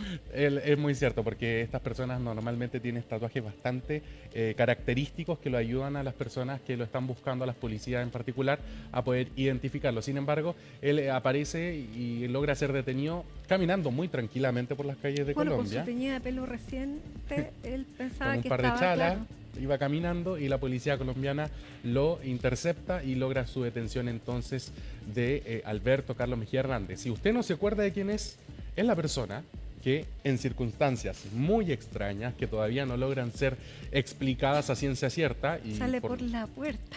Por la puerta, Gendarmería le abre la puerta, porque según ellos tenían esta orden judicial que ordenaba, valga la redundancia, su liberación inmediata y revocaba la prisión preventiva que lo mantenía privado de libertad ahí en la cárcel Santiago 1. Una investigación que todavía está en pleno curso, pero lo cierto es que durante esta jornada se celebró la audiencia de solicitud de extradición por parte del Ministerio Público en contra de Alberto Carlos Mejía Hernández.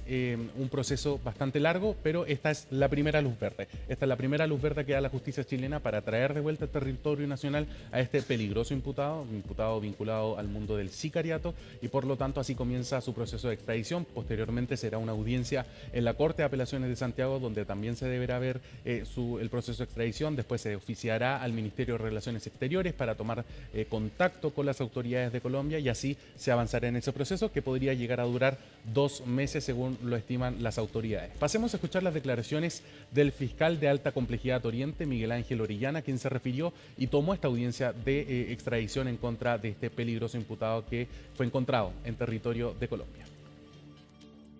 Hemos hecho, la semana pasada hicimos también una difusión roja en la que en definitiva la persona es retenida por las autoridades policiales, se pone a disposición del Tribunal de Garantía, y este Tribunal de Garantía despacha una orden de detención en su contra para efectos de iniciar un proceso de extradición.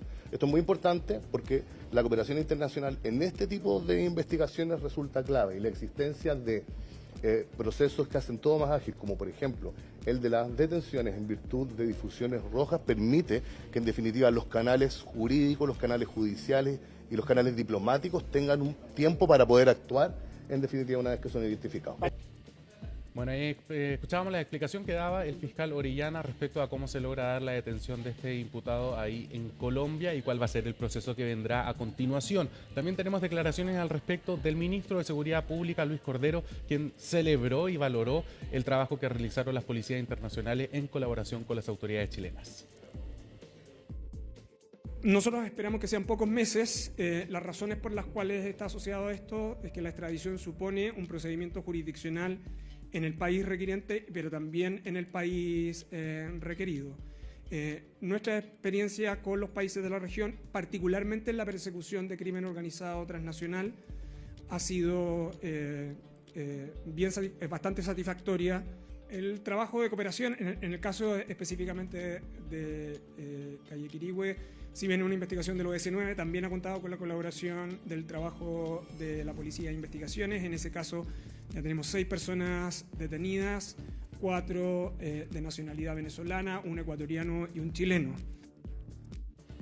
Bueno, pero eso no ha sido todo durante esta jornada, Matilde. Ya lo decíamos, fue bastante importante lo que ha ocurrido y está ocurriendo, de hecho, porque a las 6:30 estaba fijada que comenzara la lectura de la resolución que dictará el 8º Juzgado de Garantía de Santiago respecto de otros 5 imputados. Eran 7, ya 2 medidas cautelares fueron resueltas durante esta jornada más temprano, pero respecto a los otros 5 se estaba solicitando la prisión preventiva y por lo tanto el proceso era un poco más extenso. Estamos hablando de 7 personas detenidas que fueron detenidas, repito, en el marco del procedimiento del operativo que se realizó en la Comuna de Independencia, ahí en la calle Inglaterra, en el que se ha denominado como el edificio del terror, le dicen algunos. Impactante porque de ahí salieron muchísimas aristas de muchos casos. Muchas aristas, el edificio del terror, el edificio sin ley, le han dado muchos nombres a este conjunto de torres, porque es más de una torre, ahí en la Comuna de Independencia. 7 personas que fueron formalizadas durante esta jornada, 2 mujeres, no podemos darle identidad porque así lo prohibió el tribunal, 2 mujeres quedan en arresto domiciliario nocturno, arraigo nacional y prohibición de acercarse a ese edificio y además de comunicarse con los demás imputados.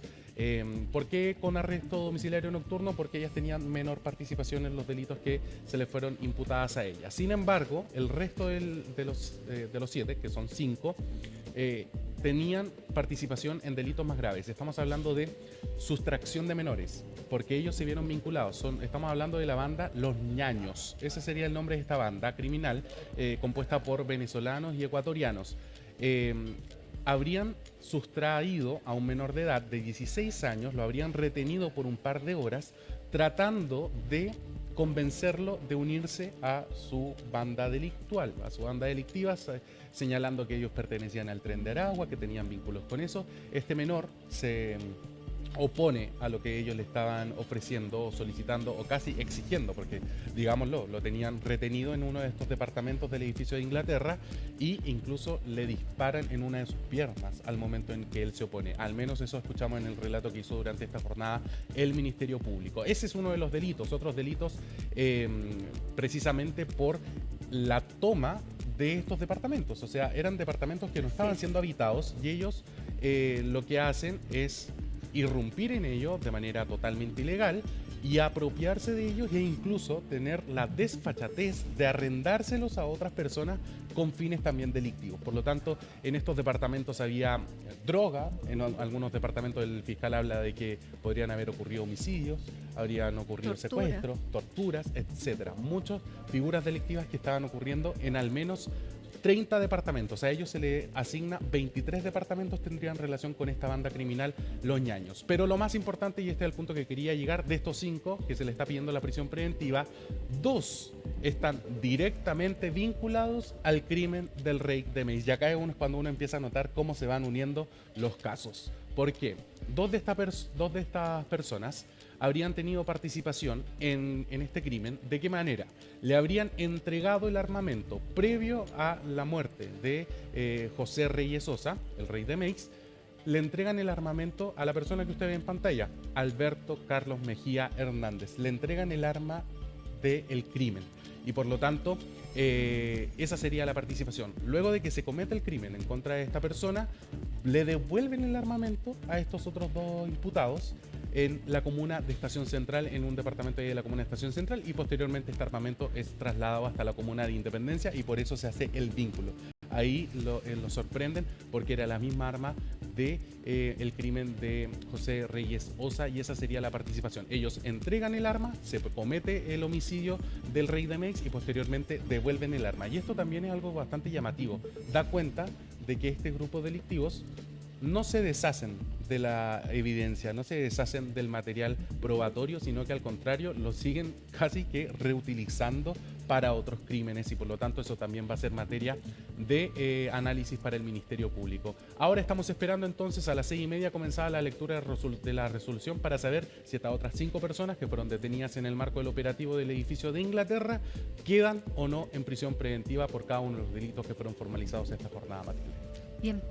Vamos a seguir, por cierto, atentos porque además en Colombia este presunto sicario habría entregado algunas frases que no sabemos si efectivamente corresponden a avisos de verdad pero deja a entrever sobre características de la víctima que finalmente es asesinada. Así que vamos a ver si él también entrega nuevos antecedentes que permitan tal vez poder atar otros nudos de otras investigaciones o también nuevas aristas de este mismo caso. Así que, Miguel Ángel, muchísimas gracias. Buenas tardes. Y a esta hora hacemos un alto con imágenes de Valparaíso, cielos preciosos a esta hora, atardecer en Valparaíso, un atardecer ahí con colores muy, muy bonitos. Son las 6:37, 13 grados es la temperatura y ya estamos de regreso con más. Estamos de regreso en Hoy es Noticia a través de las pantallas de CNN Chile y a través de todas nuestras plataformas. Y vamos junto a Felipe Hernández porque en prisión preventiva quedó el hombre conocido como el Gordo Ale, quien habría participado en el crimen de Ronald Ojeda. ¿Cómo está, Felipe? Cuéntanos los detalles. Buenas tardes. Muy buenas tardes, Mati. Efectivamente, esa es la noticia finalmente que tú comentas, lo que ha acontecido durante horas de esta tarde. A eso de la 1:15 de la tarde que comienza esta audiencia de control de detención en una primera instancia, posterior a ello formalización de cargos. Se extendió por cerca de 4 horas esta audiencia en la cual el Ministerio Público mostró bastante evidencia, no solamente en lo que tiene que ver directamente con el caso de Ronald Ojeda, sino que además que es un secuestro con homicidio, con resultado de homicidio, y sino que además, evidencia que fue encontrada principalmente en el teléfono celular de el denominado Gordo Alex, que sería uno de los líderes de la organización que finalmente termina realizando el secuestro con homicidio del exteniente Ronald Ojeda durante el año pasado. Es un hecho que, ha tenido varios avances. Hay que señalar que la detención de este sujeto ocurre durante la semana pasada, en la comuna de Estación Central, al interior de un edificio. Fue en el marco de un operativo que estaba realizando Carabineros, producto de otra investigación también referente a secuestros, y se encuentran con este sujeto al interior de uno de los departamentos de este edificio. Fue justamente el único de los 13 detenidos en esa instancia, en ese momento, quienes habría ejercido mayor presión para no ser detenido, se habría ofuscado incluso, habría tratado incluso hasta de golpear a los funcionarios de Carabineros, pero finalmente termina cediendo. Se le detiene, se le lleva a las dependencias del OS9 de Carabineros, donde se verifica, entre otras cosas, su identidad. Y es ahí donde se le informa al Ministerio Público respecto de la presencia de este sujeto. Es así como el equipo contra el crimen organizado y homicidios del Ministerio Público decide entregarle este detenido, que estaba en manos del OS9 de Carabineros, a la brigada de investigadora policiales especiales, la VIPE, antisecuestros de la Policía de Investigaciones, y de esa manera entonces se inicia todo el proceso investigativo en torno a la vinculación de este sujeto, del Gordo Alex, con la organización Los Piratas de Aragua, que son justamente los que estuvieron a cargo de este secuestro con homicidio del exteniente venezolano Ronald Ojeda. Recordemos, con la detención del Gordo Alex ya son 12 los detenidos, tanto en nuestro país como también en el extranjero. Ya les voy a comentar respecto de este antecedente, respecto de los que están en el extranjero, porque se puede, al menos en alguna medida, ver el tema de los plazos que se están dando en torno a las extradiciones de este caso en particular y también con otros. Pero antes de aquello vamos a escuchar al fiscal metropolitano Sur, quien es además el coordinador del equipo contra el crimen organizado y homicidios del Ministerio Público aquí en la región metropolitana. Es el persecutor Héctor Barros, quien tras haber participado de esta audiencia de formalización de cargos en contra de este imputado, en conjunto con el fiscal Alex Cortés, lograron la prisión preventiva de este sujeto y ahora entonces y entregó hace algunos instantes declaraciones tras esta audiencia, larga audiencia de poco más de 4 horas que se realizó en el Centro de Justicia. Revisemos lo que señaló el fiscal Héctor Barros y a la vuelta les comento algunos antecedentes más.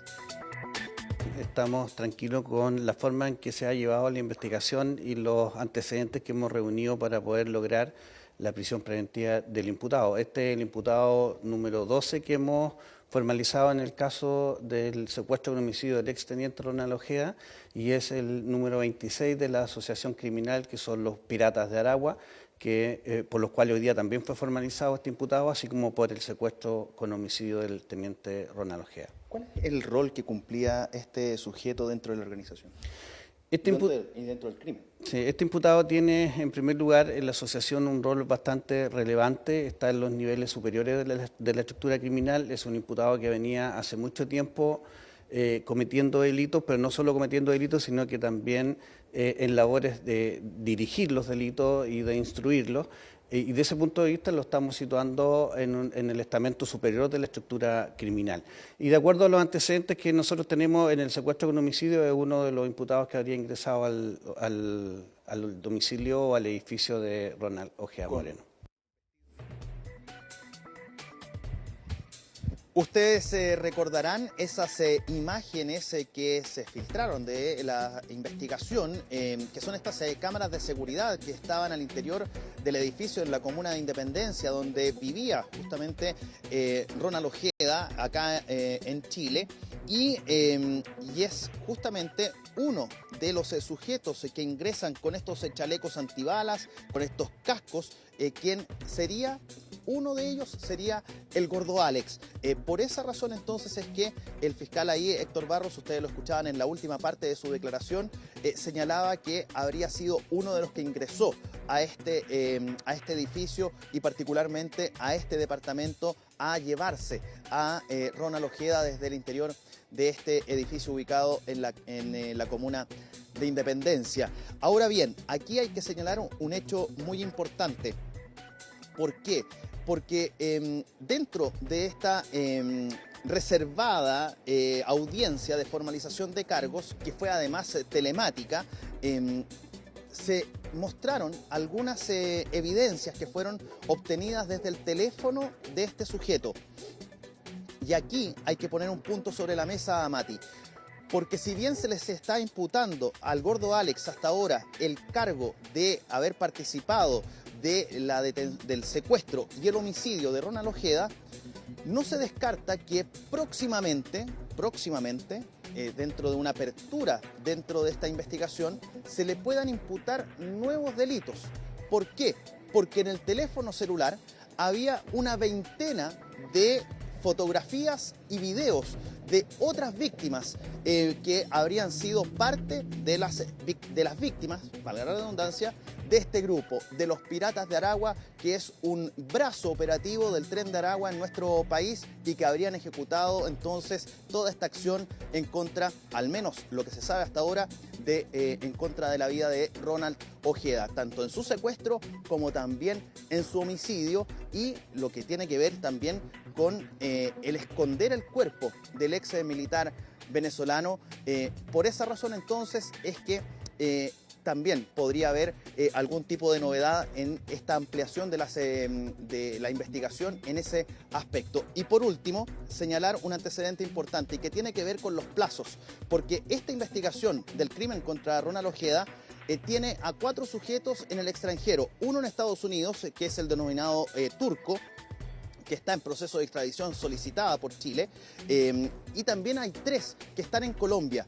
¿Y por qué hago este punto? Porque recordemos que en el caso del sicario Alberto Carlos Mejía Hernández, también se tiene que hacer la solicitud a Colombia en el proceso de extradición, algo que comenzó en la jornada del día de hoy. Pero ya va cerca de 8 meses, casi un año ya, de la solicitud de extradición a Colombia de estos 3 sujetos. Pero hay un punto muy importante. Venezuela también solicitó la extradición de estos 6 sujetos.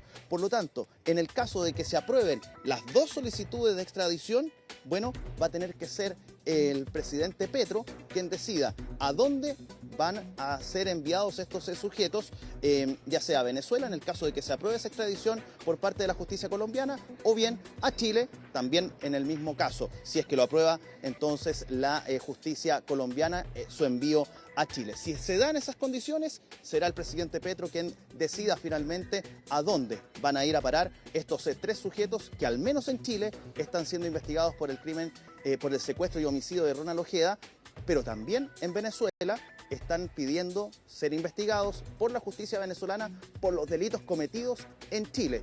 Sí, aunque parezca un tanto curioso. Pero esa es la realidad de esta investigación, una investigación que ya lleva más de un año, Mati, y en el cual hasta ahora hay 12 detenidos tanto en Chile como en el extranjero.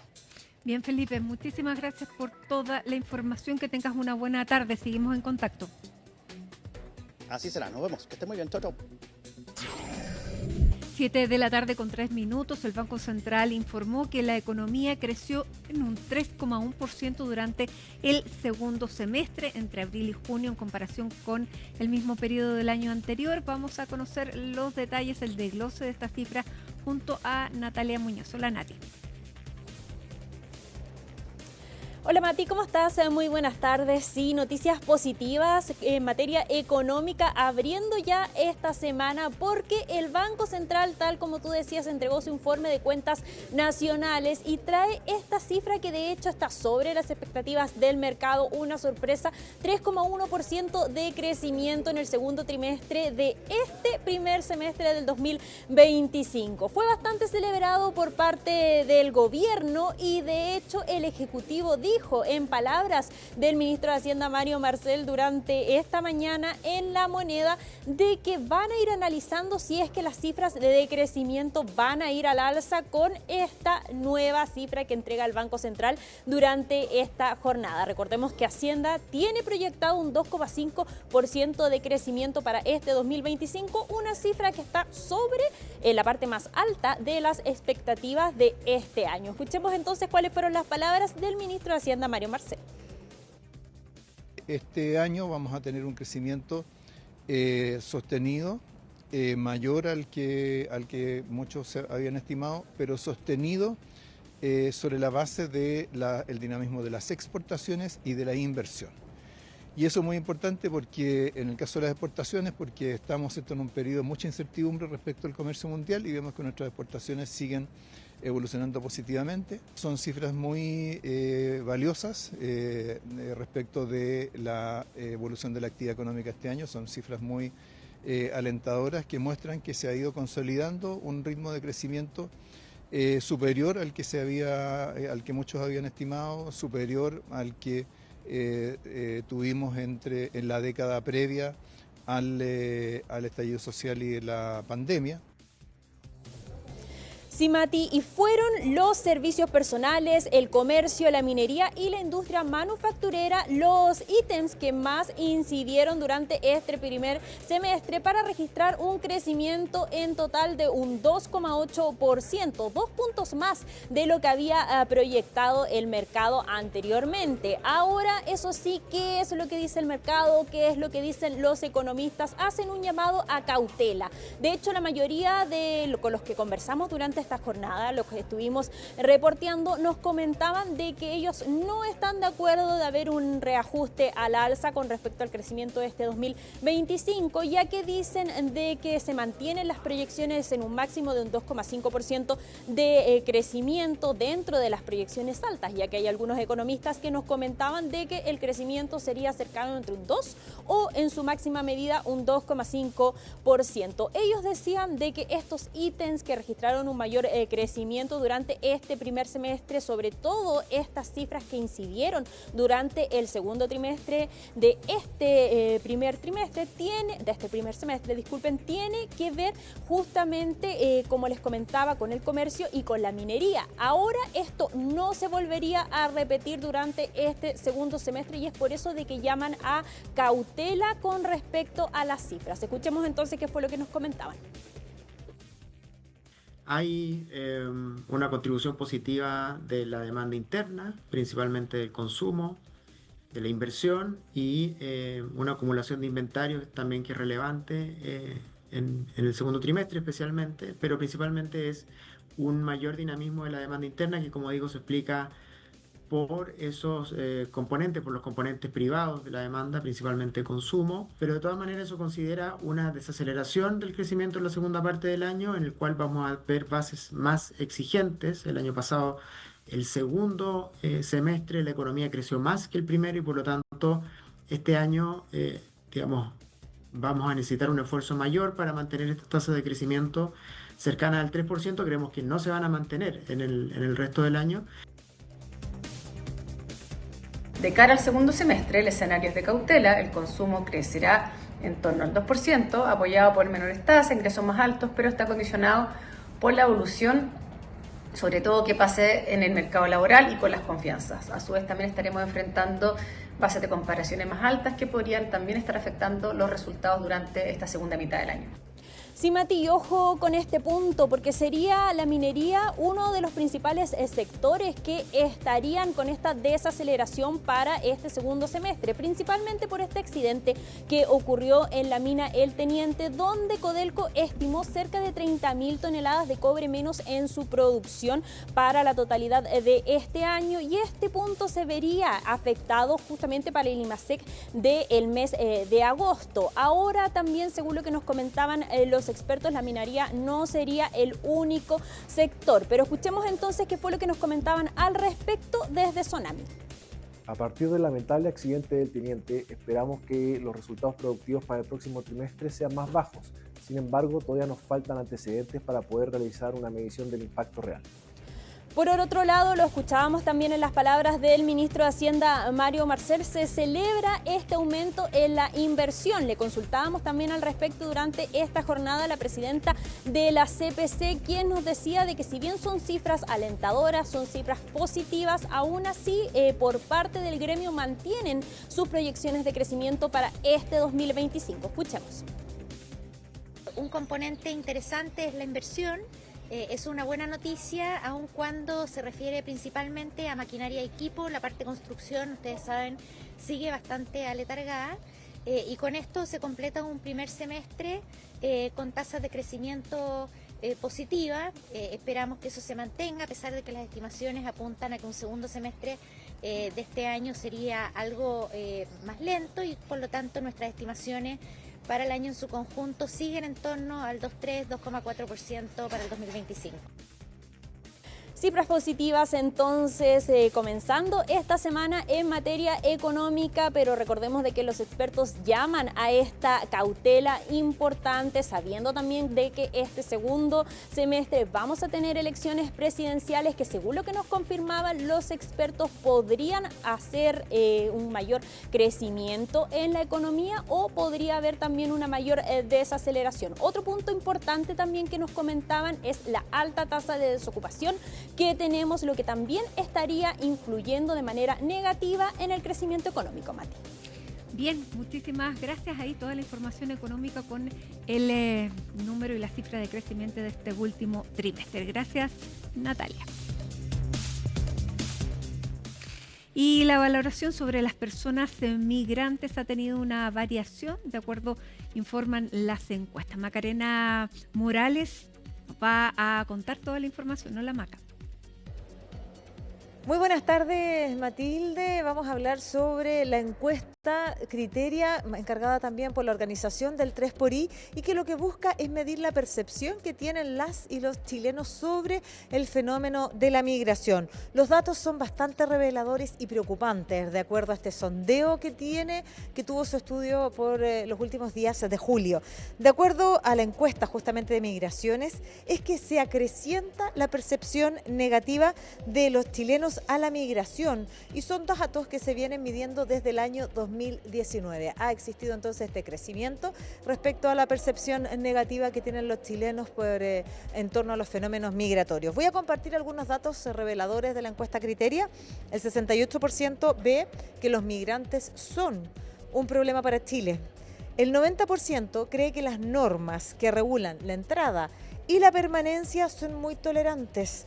Un 77% asocia y cree que la llegada de migrantes aumenta el crimen organizado y el 75% cree que aumenta el tráfico de drogas. Son los últimos dos datos asociados a la seguridad, un tema que cruza también la campaña presidencial, donde muchos de los chilenos asocian la llegada de los migrantes justamente a los delitos y a la agenda de seguridad. Fuimos justamente a preguntarle al director de Asuntos Públicos de Criteria sobre algunos de estos datos vinculados a la seguridad y estas son sus declaraciones.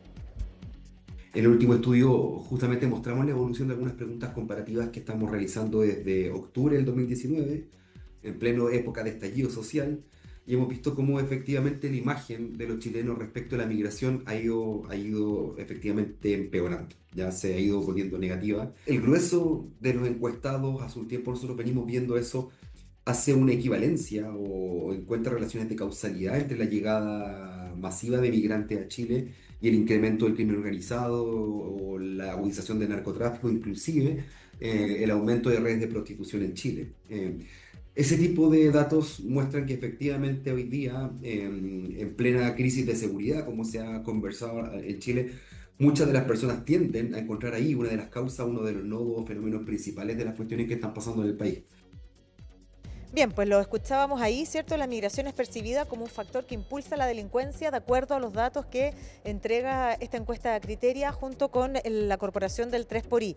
La mayoría de la población asocia la migración al aumento de la criminalidad, particularmente lo decíamos ya en la cifra, al crimen organizado. Y esta percepción es fuerte entre los mayores de 55 años. Son los datos asociados a justamente la seguridad. Pero hay otros ítems que se miden. Fíjense que el 30% de los encuestados no estaría dispuesto a tener un jefe migrante. Pero hay lugares donde también se ven oportunidades y que tiene que ver con la salud. Quizá la falta de especialistas en algunos lugares distintos a la región metropolitana, en otras regiones pudiera ser una oportunidad, y es esto también lo que nos indican algunos de los expertos que fuimos a consultar sobre dónde existe esta posibilidad y dónde también los chilenos ven una oportunidad también para los migrantes. Y por otro lado, la posibilidad de integrarnos, de asumir que los fenómenos migratorios han existido desde que la población se ha asentado, también nos impulsa a conversar justamente sobre la importancia que tiene que ver el cómo nos integramos, más allá, ¿cierto?, de las diferencias de lo que puedan entregar estos datos. Fuimos a preguntarles a expertos justamente sobre el análisis de estos datos y esto es lo que nos comparten. Habría que mirar el mercado del trabajo en su conjunto y ahí hay varias cosas que son relevantes.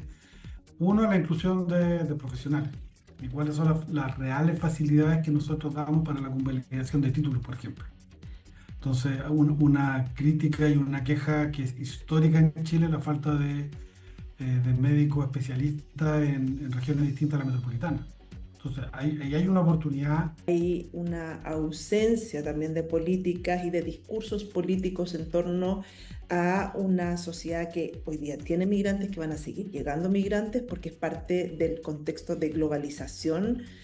No podemos pretender ser parte de un mundo global, no podemos pretender tener una economía abierta como la tenemos, con los niveles de desarrollo y crecimiento que tenemos, y pensar que eso no va a significar incrementar la migración. La migración es parte de eso.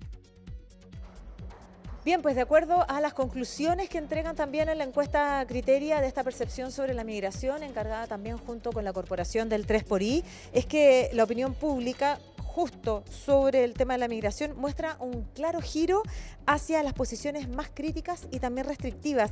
Aumenta la percepción de que la migración puede representar un problema, se fortalecen las actitudes negativas en torno a su impacto social y también delictual. Son las percepciones que se miden en esta nueva radiografía y que asocia y que nos muestra la preocupante cifra de que aumenta la percepción negativa en torno a la migración.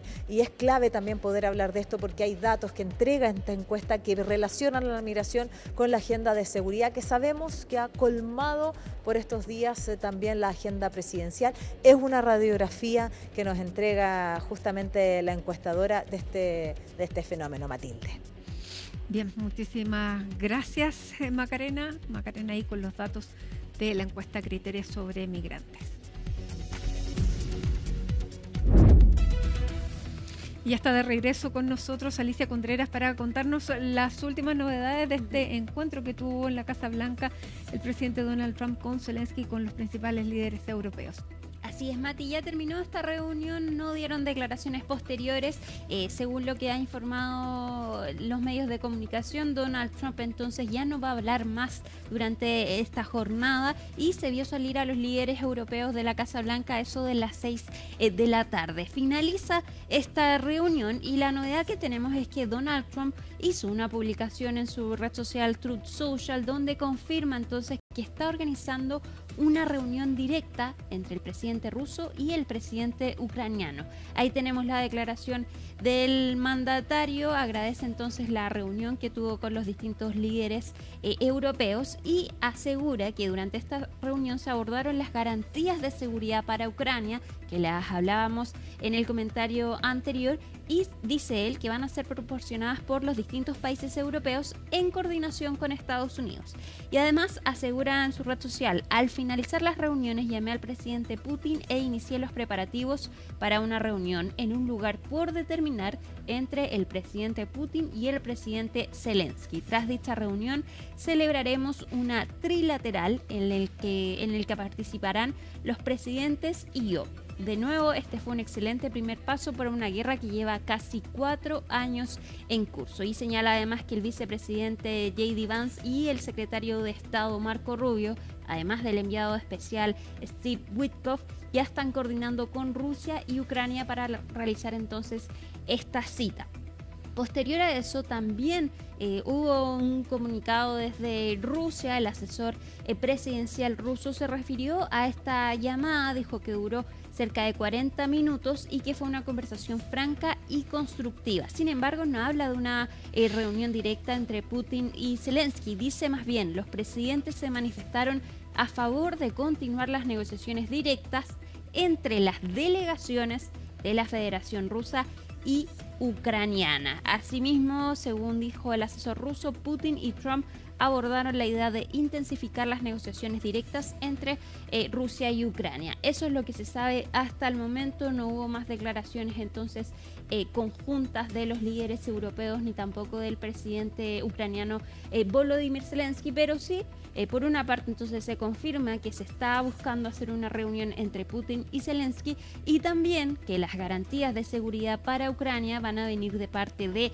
países europeos, pero en coordinación con Estados Unidos. No se habló más entonces de si se habló respecto de los de ceder territorios, que es lo que quiere Rusia, y a lo que se niega Ucrania, ni tampoco se habló respecto de la integración de Ucrania a la OTAN, algo que también Vladimir Putin ha descartado por completo. Recordemos que la reunión del viernes pasado entonces entre Trump y Putin, ahí Vladimir Putin exigió entonces que se le cediera la región del Donbass a Rusia como condición entonces para terminar con esta guerra. Vamos a ver en qué deriva eso y cuándo finalmente se va a realizar esta reunión entre Putin y Zelensky, si es que efectivamente se realiza, pero el presidente estadounidense dice que ya la están preparando. Vamos a seguir ahora en Bolivia, porque también ayer se vivió una jornada presidencial en este país. Se realizaron elecciones que terminaron con una sorpresa. Quienes ustedes ven en imágenes es Rodrigo Paz, que no estaba marcando en las encuestas y obtuvo la primera mayoría de los votos. Paz Zamora. Jorge Paz Zamora. De hecho, sí, es una dinastía, así es que finalmente él logra entonces la victoria, la segunda vuelta programada para octubre, pero él no estaba marcando, de hecho no estaba considerado como en los análisis políticos. Fue la sorpresa entonces de este candidato senador que es, claro, si bien es de derecha, algunos señalan que es más bien de centro derecha. Por otra parte también en segundo lugar quedó Jorge Tuto Quiroga, quien vemos en las imágenes, expresidente de Bolivia.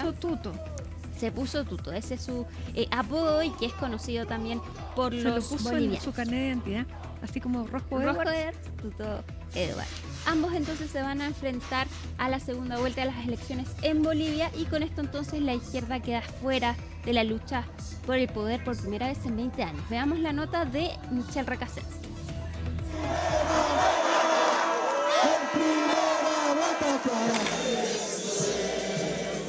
Así fue la improvisada celebración del candidato del Partido Demócrata Cristiano, Rodrigo Paz, tras obtener un inesperado primer lugar en la primera vuelta de las elecciones presidenciales bolivianas del domingo. Agradecer a través de la patria a todos los hombres y mujeres que han hecho posible que la voz de los que no teníamos voz, de aquellos que no aparecíamos en encuestas, de aquellos que no existíamos, resulta que hay una Bolivia que no se la toma en cuenta y ahora se ha puesto presente. Sin marcar en las encuestas y para muchos ni siquiera una opción en los análisis políticos, Rodrigo Paz obtuvo más del 32% de los votos. El senador busca seguir las huellas de su padre, Jaime Paz, quien fue presidente de Bolivia entre los años 1989 y 1993. Paz enfrentará a un conocido para los bolivianos, el expresidente Jorge Tuto Quiroga, representante del ala más radical de la derecha, quedó en segundo lugar con un 27%. Ha llegado la hora de dando la vuelta a la página de 20 años de la reconciliación nacional. Hemos sufrido demasiadas divisiones, demasiados muros invisibles. Nos han querido separar por toda clase de elementos. Y hoy día, Bolivia que ha dicho, no más división, no más polarización, no más, nunca más, jamás. Con estos resultados se abre una nueva etapa en Bolivia con el fin de 20 años de gobierno de izquierda del MAS, liderados por Evo Morales, quien no estuvo en la papeleta por estar impedido. Sin embargo, su influencia aún se hace sentir en la política nacional. Prueba de ello es el llamado que hizo a votar nulo, que logró cerca del 20%. El voto nulo, acá, 1.252.449. Es una gran sorpresa. Es el momento político más grande de la historia. Dijimos oportunamente, esta democracia o estas elecciones está sin el pueblo. Aquí está, se ha demostrado. En tercer lugar quedó el empresario Samuel Doria Medina, quien figuraba como favorito en las encuestas, pero sumó apenas 19% de las votaciones. Rápidamente reconoció la derrota y entregó su apoyo a Rodrigo Paz. Estos resultados significan que el ciclo del MAS se acabó. A lo largo de la campaña dije que si yo no entraba a la segunda vuelta, iba a apoyar a quien llegara primero si este no era el MAS. Pues bien, ese candidato es Rodrigo Paz y mantengo mi palabra. Este resultado también marca un antes y un después, ya que desde que se instauró el sistema de balotaje en 2009, todas las elecciones se habían decidido en la primera vuelta. Ha habido un cambio total, todo se va a renovar ahora, basta de dinosaurios, 20 años ya, que un cambio total va a haber. Tenemos que mejorar, por eso hemos votado por el Paz, para que haya un cambio. Iba a votar con la idea de que el MAS ya no sea gobierno, indiferentemente de qué partido de derecha, digamos así, va a ganar, ¿no? Y si va a haber una segunda vuelta, espero que la población ya tenga claro por quién votar, porque es una decisión muy importante. Terminar con el socialismo después de casi 20 años no es cualquier cosa. Ambos candidatos se disputarán la presidencia el próximo 19 de octubre, en una Bolivia marcada por una profunda crisis económica y una fuerte fragmentación política.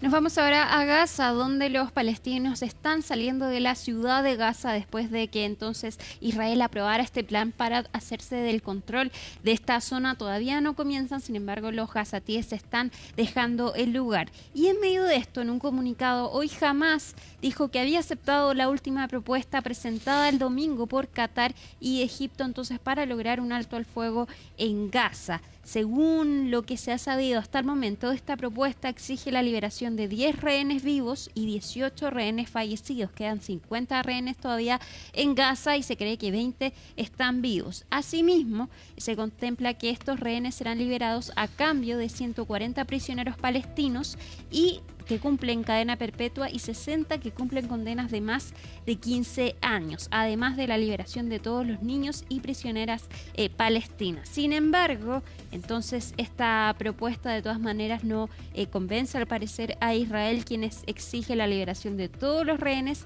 y el desarme de Hamás, además del control de seguridad israelí sobre entonces Gaza. Y esto ocurre además después de que este domingo cientos de israelíes se manifestaran en Tel Aviv. Tel Aviv fue una de las manifestaciones más grandes que se ha registrado hasta el momento, exigiendo entonces que Israel acepte un acuerdo para liberar a los rehenes y poner fin a esta guerra, Mati. Bueno, ¿cuántas veces hemos escuchado esta promesa? Exactamente. Esperemos que por el bien de la población esté más cerca que en otras ocasiones. Muchísimas gracias, Alicia, y bueno, seguimos atentos también a lo que está ocurriendo en Ucrania, donde pese a todas estas conversaciones se siguen realizando ataques por parte de Rusia.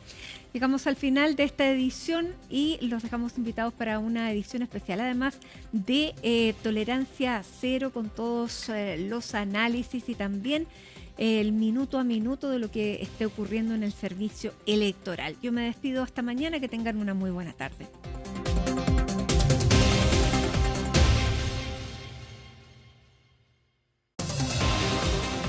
Seguro de Auto Consorcio presentó Hoy es Noticia.